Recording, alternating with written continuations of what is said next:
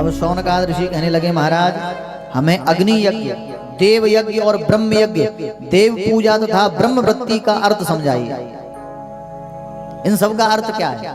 तो सूत जी कहने लगे सूर्योदय के समय इंद्रादि समस्त देवताओं का अग्नि में, समस्त देवताओं के लिए जो अग्नि में आहुति दी जाती है उसे कहते हैं अग्नि यज्ञ। जैसे ब्राह्मण सुबह जगते हैं और जग के स्नान ध्यान करने के बाद जो देवताओं के लिए हवन करते हैं उसे कहते हैं अग्नि यज्ञ।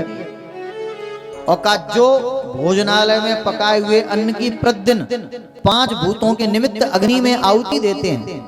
जैसे भोजन बन जाता है उसके बाद अग्नि में माता चढ़ाते हैं कि नहीं, जैसे हमारे संत महापुरुष चढ़ाते हैं। तो अग्नि में जो भोजन 5 नामों से अर्पित किया जाता है, जैसे प्राणाय स्वाहा, अपानाय स्वाहा, व्यानाय स्वाहा, उदानाय स्वाहा, समानाय स्वाहा। तो जो 5 आहुति देते हैं अग्नि में जो अन्न छोड़ा जाता है उसे देव यज्ञ कहते हैं। अब कहा महाराज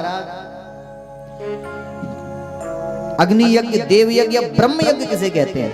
तो देखिए जो ब्राह्मण वेद का अध्ययन करते हैं, स्वाध्याय करते हैं, वेद पाठ करते हैं, शास्त्रों का पठन पाठन करते हैं और उस पठन पाठन से, वेद पाठ से संसार में व्यक्ति को मृत्यु पर भी विजय प्राप्त करने की शक्ति प्राप्त हो जाती है। वेद पुराणों को पढ़ने का इतना बड़ा विधान बताया गया है। तो कहा जो ब्राह्मण शास्त्रों को पढ़ते हैं उसे कहते हैं ब्रह्म यज्ञ।